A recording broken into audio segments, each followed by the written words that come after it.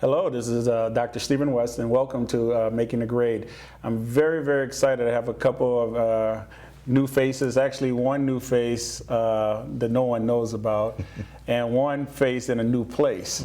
So I want to welcome you. My high school principal is Ryan Jensen. Welcome, Ryan. Thank you. And Brad Brzezinski, who's been around as an activities director. You just have been doing a lot of things in the past. I've been around, You've been around a bit. So I want to start with Ryan here, and I'm really lucky to have you. We waited to the last minute with you, and we got you hired last year. What brought you here?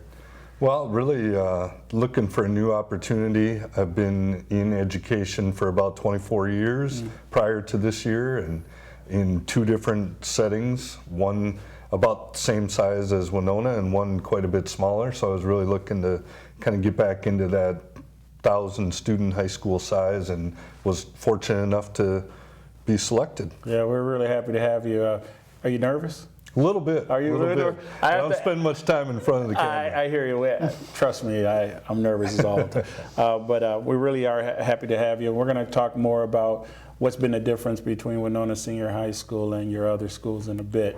Brad, how about you? You're over at WK? Yep. Yeah. So this is my first year at the elementary level. I actually spent the last decade at the high school level. So I'm definitely still learning what it is at the elementary world, and it's just been wonderful so far. Though I've had the opportunity to actually spend the vast majority of my life at Winona Area Public Schools. First as a student, as a teacher, as a coach. The last 2 years as an activities director, and now, as I said, I'm in my first year at WK Elementary. That's fantastic. So what's the difference? I'm going to start with you. First question. What's the difference between the activities director? I know there's some differences, but what's the difference between the activities director and the principal? You know, I would just say, first of all, just the shift from the high school level to the elementary level. It's number one. It's great to walk down the hallway and get hugs and high fives when I walk down the hallway now.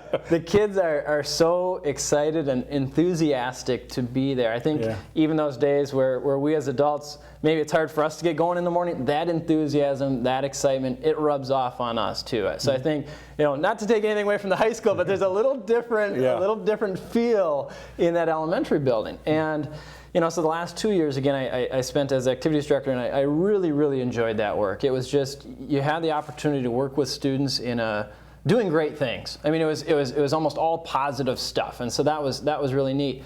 But what I've enjoyed about shifting into the principal's role is getting closer to the classroom again. Absolutely. I mean, that's why I went into education. I think that's why we all go into education, is to work with the students and to work with the academics. And it takes me back a little bit more to what I was doing as a classroom teacher and being really connected very closely to the classroom. That's fantastic. We're lucky to have you. Thank you. Before I come back to you, I know you're nervous. I'm going to let you get in a bit. So WK was a reward school, named a reward school now for year 3. Third year in a row, yeah. I can't own any of it because I wasn't on here. I can't either, and I'm not going to pretend to. But can you help our community understand what a reward school is? Yes. So in a nutshell, the reward school designation really says that WK has been recognized, as you said, for the 3rd straight year, as being in the top 15% of all Title I schools throughout the state of Minnesota. So this is a recognition given by the Minnesota Department of Education. The recognition program has actually only been in place for 4 years. So we've had 3 consecutive years now of being recognized as a reward school. And what I think is so special about it for the WK staff, Dr. West actually came over to WK to help break the news to our staff, and they were so excited. And I think they felt like their hard work has paid off. We just grind away and we try so hard every day to provide those good educational opportunities for our students. It feels good every once in a while to kind of have that pat on the back and to say, you know what? We are recognizing you for the outstanding work that you do with our students every day. So, what the Department of Education looks at is not only overall student achievement, but they also look at how are you doing in closing those achievement gaps. And that's really what we take a lot of pride in, is to say that we've done some really good things with some of those, maybe those at-risk student populations, to really raise the achievement levels of those students. Tremendous. We're going to come back to it because Sounds I want to good. talk more about the reward. Yeah. But now it's your turn now, Ryan. All right. You ready? I'm ready. All right, man. So I know what brought you to Winona. What's been so different? What's different about Winona Senior High School compared to your other schools that you've been in charge of? Well, actually, there are a lot of similarities to the other high schools that I've been in. Size-wise, very similar to the first high school that I went in. In terms of where I feel like we're at educationally, very similar to the last school that I was in. And so I guess what feels so right about this for me is just the direction that we're going with regard to standards and with regard to implementation of those in the classroom, and just the work that we're doing right now really feels right. It feels good. I have to tell you, that's partly because of your leadership. And so we don't have to be we got to be secretive about some things, but are there some innovative types of things coming down the pike? You be careful now when you're talking out there. Are there some innovative things that maybe you're looking at within the high school that you want to share with our community? Sure. Well, one of the things that started prior to me getting here is the CAN Academy for our freshmen, which is an innovative approach to working with some of our at-risk students. We targeted a group of students in 9th grade, and those students run a little bit independently of the rest of the 9th grade, at least for 2 of the blocks that we have during the day. And in that 2-period time, they actually go to 3 different classes. And we're really trying to work hard with those students to change up how we're delivering curriculum to them. They are in a one-to-one situation with Chromebooks, and so we're kind of piloting perhaps a technology wave of the future with this group. Right. And so that's been innovative, and likely will continue to do that sort of thing in the future. The other thing that we're talking quite a bit right now is strengthening our relationship with Southeast Tech. Yes. Trying to bring some more concurrent classes to the high school so that our students are able to get college credit while still going to the high school.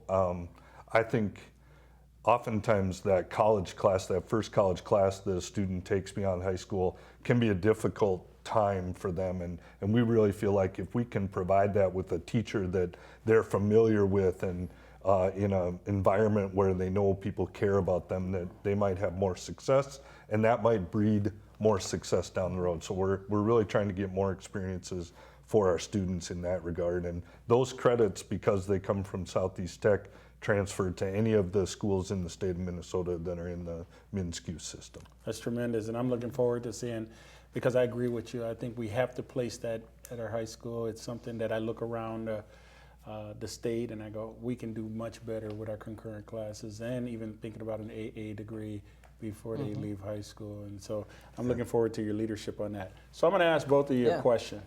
Tell me, what are some of the challenges as a principal that you see? We'll start with Brad. What challenges do you see? You're not the activities director anymore.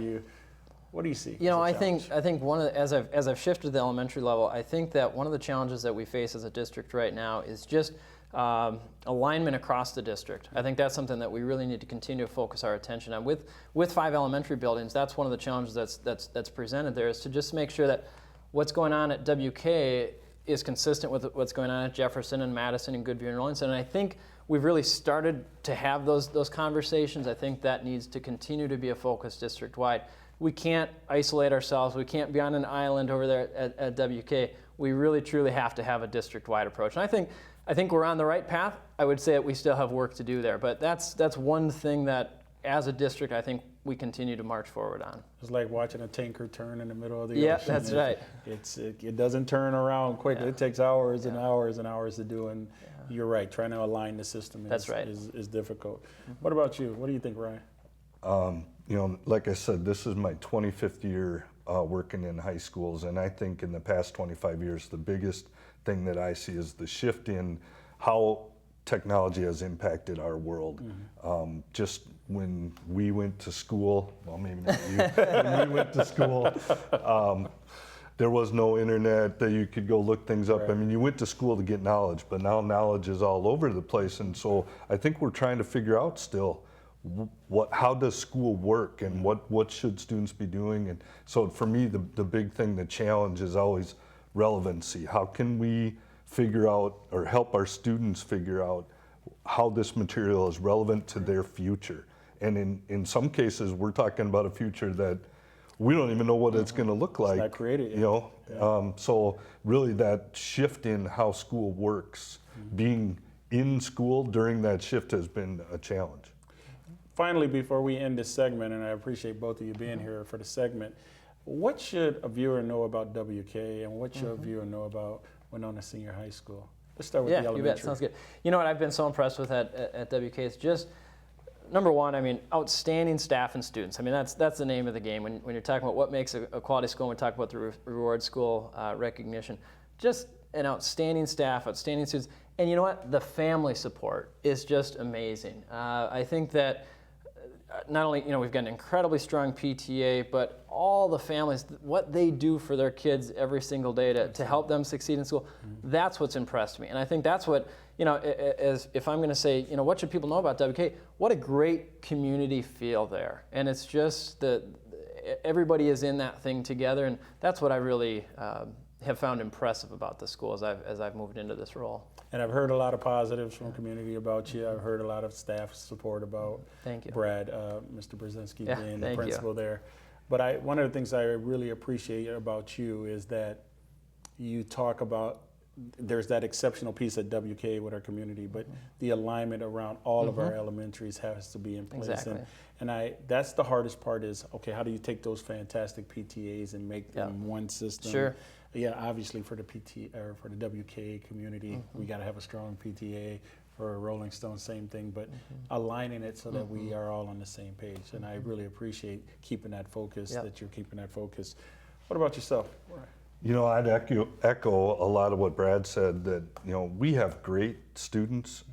There's 1,000 kids in the building, and we operate every single day with very few difficulties. And anytime you bring 1,000 people into one place, you're bound to have some issues. But by and large, our kids they behave fantastic. They work hard. Staff is really working hard to try to provide the best learning opportunities that they can. We're trying to change some things to help that process, and they've been very receptive, open to change. I think people should know that Winona Senior High School is a place where people are committed to trying to improve. And to me, that's all we can really ask of our staff is kind of follow that continuous improvement model that, you know, all three of us being involved in athletics in our younger years always knew that, you know, you just try to get better every day, And I really feel like the staff is committed to doing that. And when you have people committed to doing those types of things, I think you can expect good results. I totally agree. Any final things you might want to say to our community about the high school or WK? I've been very pleased with both of you. I'm lucky to have hired. I'm trying to remember, did I hire you? I'm trying to remember. Yes, you did. Yes, I did hire you. It was in transition. It was in a transition piece. And with you, Ryan, I really have been pleased with the work and our commitment to our community and our commitment to the system. I've just been really, really pleased. But any final thoughts here before we go to commercial? You know, I would just say real quickly, I mean, I think Winona Area Public Schools just across the board, I mean, we've got, as Ryan just talked about, I mean, continuing to move the system forward, and so many great things going on in every building in our district, and I'm real proud of that. Absolutely, right. I would just say that I'm very excited to be here, and I think great things are happening and are going to continue to happen. You just said that because I'm sitting here. Well, I am just so pleased and privileged. You know, as a new superintendent, it really is. It makes things a lot easier when I have real talent at the sites, and you guys are both really talented and instructional leaders. And it's not, the days of being a principal isn't about managing anymore. It really is about leading a system of folks into a new place. And so I couldn't thank you enough for being instructional leaders for that. And I don't say that just because I'm in front of a camera, but I say that because I've watched that, and I just so appreciate it. And I want to thank both of you for being here today. And we'll be back in a moment after the commercial break. Thanks, everybody. Hi, I'm Dave Dicke. I'd like to invite you to join me for Community Connection on HBC TV 25. Each week, I'll bring you stories that keep you connected with what's happening in the community. Whether it's the latest local government meeting, information on managing your finances, the big community event, or meeting the characters from around town, HBC keeps you connected to life in your community. I hope you'll join me for Community Connection Sundays, Mondays, and Tuesdays at 4, 5:30, and 9:30 p.m. on HBC TV 25.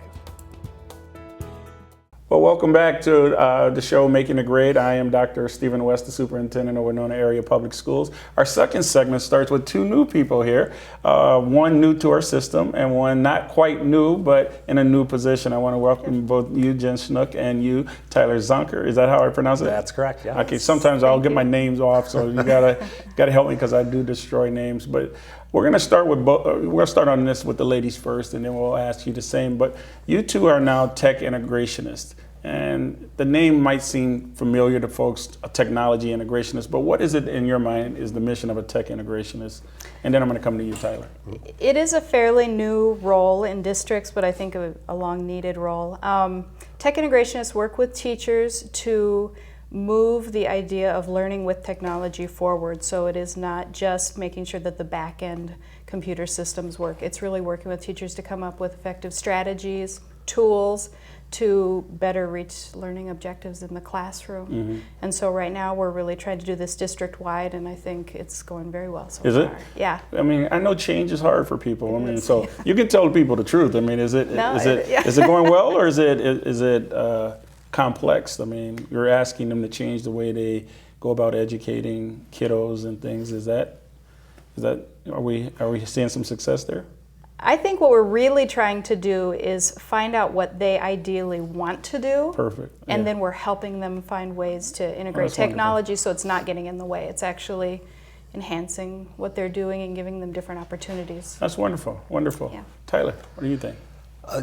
There's a lot, you can do a quick Google search for Web 2.0 tools or all of these things that are out there. And for a teacher, that can be kind of intimidating to see all of these thousands of hits that you get when you search that stuff. And part of what we can do is we can start to take some of those Web 2.0 tools and some of those things that are available and give our teachers suggestions on how to use them effectively in the classroom. And as Jen had said, you start with the learning objectives, you start with those standards, and then you find the tool that fits them, as opposed to throwing a tool at whatever you're trying to cover. And I really appreciate both of you kind of minimizing the tool, because I think we get caught up in the shiny new, is it a Chromebook, is it an iPad, is it a MacBook Air, and it's not really about that per se. It's really about how can we help you in the class become stronger educators for our children.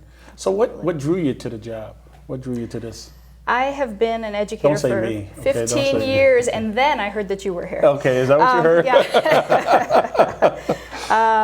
Most recently, I taught in Caledonia, art and technology, middle high school, and loved it. And then had some budget issues, and moved over to University of Wisconsin-La Crosse, and for the last 4 years worked as an instructional designer. So I really got to see the side of the cognitive science behind learning, and that has really worked well with my technology integration background. So that's wonderful. Yeah. We're happy to have you. Thank and you. I know I'm that so our happy board to be chair here. is all over you and throughout the world of you, but that's fantastic to have you here. Thank you. What about you, Tyler? I spent the last 4 years before this year working at the middle school in the social studies department. I taught 6th, 7th, and 8th grade in some capacity over those years. And I really saw in my own teaching practices, I was trying to use technology as often as I could. I got really interested in it, and I pursued my master's degree in order to become more familiar with it. And as a result, I wanted to work with the teachers so that they could feel the same things that I did when I used that technology with my own kids, and seeing the little successes that you see when the students work together on something and produce rather than consume. That's what you see with our teachers as well. Yeah. When they get together and collaborate together. Yeah, okay. Are you assigned at different sites, or? I see you a lot at the main district office. I'm housed in the district office, but I'm spending less and less time at my desk there. I'm in the high school. I know, I'm happy about that. I'm at the high school. So the high school is one of my buildings. And then I'm at the Jefferson STEM School where they're doing amazing things already, even without us, so I'm so excited for us to keep going there. Just like Rolling Stone, the community school as well, they're doing amazing things with iPads out there. And then I'm with Goodview, and they have just a completely unique situation in their open concept. So I've totally enjoyed the variety so wonderful. far. Yeah. Wonderful. What about you, Tyler? I'm housed at the middle school, which has been fantastic to be working with the staff that I was working with, for the past 4 years, just in a different role. How's that role? I mean, do they trust you? Do they? I think it's been really beneficial to be there. Okay. To even be able to answer the quick little emails or phone calls for little help kind of builds the trust and builds the relationship. Right. And then as a result, we can start to do some of these really neat things with the kids in the classrooms, which has been awesome. Housed at the middle school, and then I traveled to WK Elementary, and then to Madison as well. And the response that I've gotten from those two buildings has just been extraordinary. That's fantastic. They're excited and they're wanting to try new things, and I'm excited. I'm excited that they're excited. Oh, that's amazing. I think having two people in those capacities to kickstart us into this, what they call the 21st century, I call it current century. We're already 14 years into Right. it, but to really help them move forward is having people like yourself there is amazing. So one of the questions I wanted to ask you, what's been some of our first work? What are some of the first things you've been doing now in your new capacity and your new jobs, and what have you been doing? I think there are a couple ways to look at that as Okay. far as getting to know the staff. Yep. We've definitely wanted to reach out and take stock of what's going on there. And then after that, we've gotten into some projects. And Yeah, we've each so- done some kind of neat things here. Yes, I mean, with the staff, we've been working on offering workshops in terms of building proficiency skills in Google Apps and with the iPads. Yeah. We went to Google Apps last year as a full rollout and trying to really work on using those amongst each other for collaboration and with our students.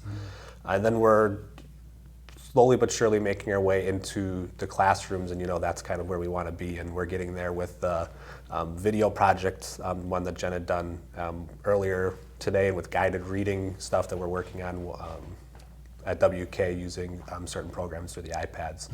And our focus is building those skills so that we can build on them as we move forward.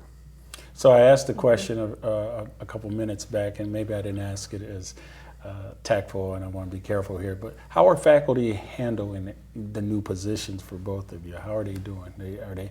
I assume we have a wide range of folks who are capable of technology. What are you seeing? I really feel like it's been positive.